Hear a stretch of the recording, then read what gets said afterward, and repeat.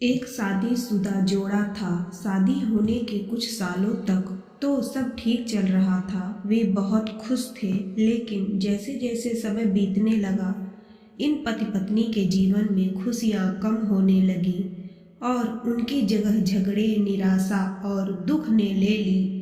पति पत्नी एक दूसरे से काफी ज्यादा प्रेम करते थे, इसलिए वे चाहते थे कि उनका जीवन फिर से पहले की तरह खुशियों से भर जाए।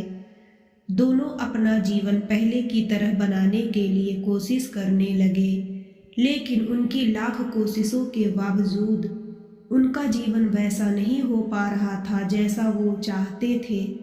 जब ज्यादा बड़ा बदलाव नहीं नजर आया, तो दोनों ने अपने कुल गुरु के पास जाकर एक समस्या का समाधान पाने का निर्णय लिया।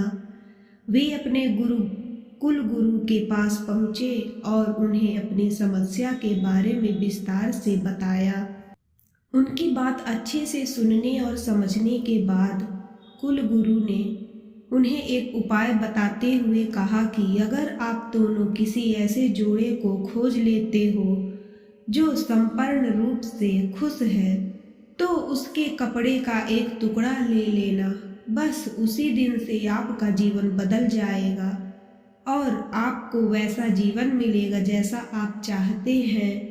पति पत्नी इस उपाय को सुनकर खुश हो गए। उन्हें लगा ये अच्छा है, क्योंकि उन्हें ऐसे जोड़े को तलाश करने में ज़्यादा समय नहीं लगेगा जो पूरी तरह खुश हो, और साथ ही साथ उन्हें थोड़ा घूमने का भी मौका मिल जाएगा। इस जोड़े ने सोचा, सबसे ज़्यादा सुखी जोड़ा वही हो सकता है जिसके पास धन धान्य की कमी ना हो।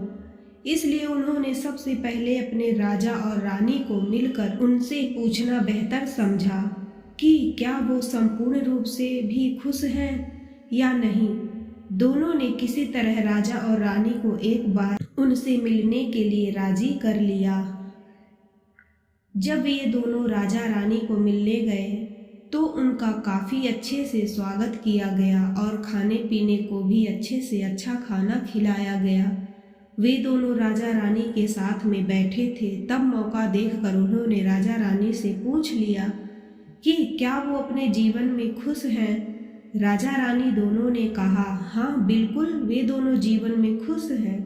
राजा रानी का जवाब सुनकर जोड़े को खुशी हुई, लेकिन फिर भी उन्होंने आगे बढ़कर पूछा, क्या आप दोनों पूरी तरह से खुश हो?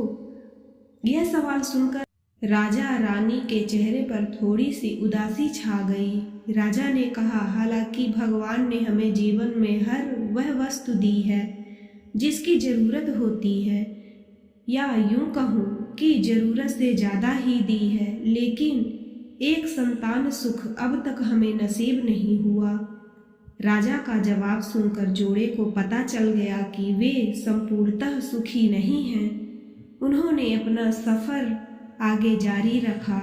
उन्हें पता चला कि दूसरे राज्य में एक बहुत धनी सेठ है।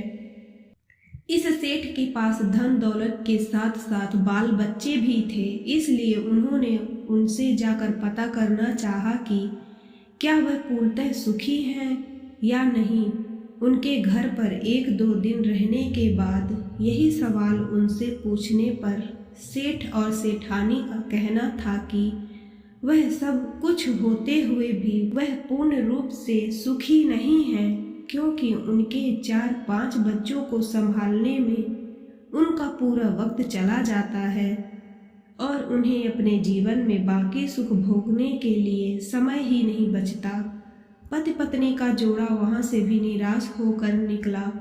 वो अपने जान पहचान और अनजाने कई लोगों से मिले, पर अंत में उन्हें यही पता चला कि सबके जीवन में कोई ना कोई ऐसी कुछ तो कमियां हैं जिनकी वजह से वो अपने आप को पूर्णतः सुखी नहीं समझते थे।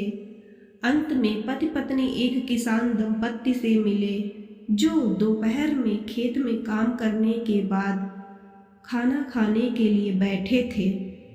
उनके चेहरे पर जो बेफिक्री और शांति उन्होंने देखी, वो पहले किसी के चेहरे में नहीं देखी थी। जोड़े को लगा कि शायद अब उनकी तलाश खत्म हो जाएगी। किसान पति पत्नी के पास जाकर दोनों ने उनसे पूछा कि क्या वो अपने जीवन में खुश हैं? किसान और उसकी पत्नी ने कहा, हाँ, बिल्कुल वो खुश हैं।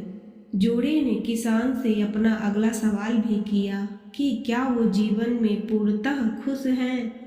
किसान ने मुस्कुराते हुए कहा, बिल्कुल, दुखी होने के लिए उनके पास कोई कारण ही नहीं है।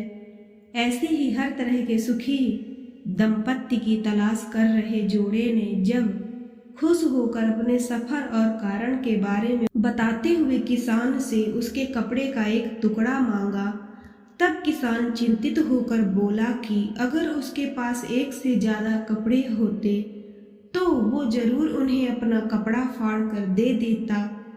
इसका यह मतलब था कि किसान भी पूरी तरह से खुश नहीं था, क्योंकि उसको चिंता थी कि अगर उसका कपड़ा फट गया तो वो अगले दिन क्या पहनेगा। अपनी खोज में पूरी तरह असफल हो चुके पति पत्नी को आखिरकार ये समझ में आ गया कि पूर्णतः सुखी और खुश इस संसार में कोई नहीं है। ये हमारे विचार ही होते हैं जो हमें किसी वस्तु को लेकर सुखी या दुखी, खुश या नाखुश करते हैं। जैसे कि संतान ना होना किसी को दुखी करता है, तो किसी को संतान है और वो शरारत करते हैं, ये विचार दुखी करते हैं। किसी को कम धन होना दुखी करता है, तो किसी को ज़्यादा धन कोई चुरा ना ले, ये विचार दुखी करते हैं। कहानी से सीख। इस कहानी का निष्कर्ष आप ऐसे निकाल सकते हैं कि आप कितने खुश या सुखी हो सकते हैं, ये पूरी तरह आप ही के हाथों में है। आप जितना चीज़ों के या सिचुएशंस के प्रति सकारात्मक विचार रखते हैं, आप अपने आप को उतना ही सुखी और खुश होने में मदद करते हैं।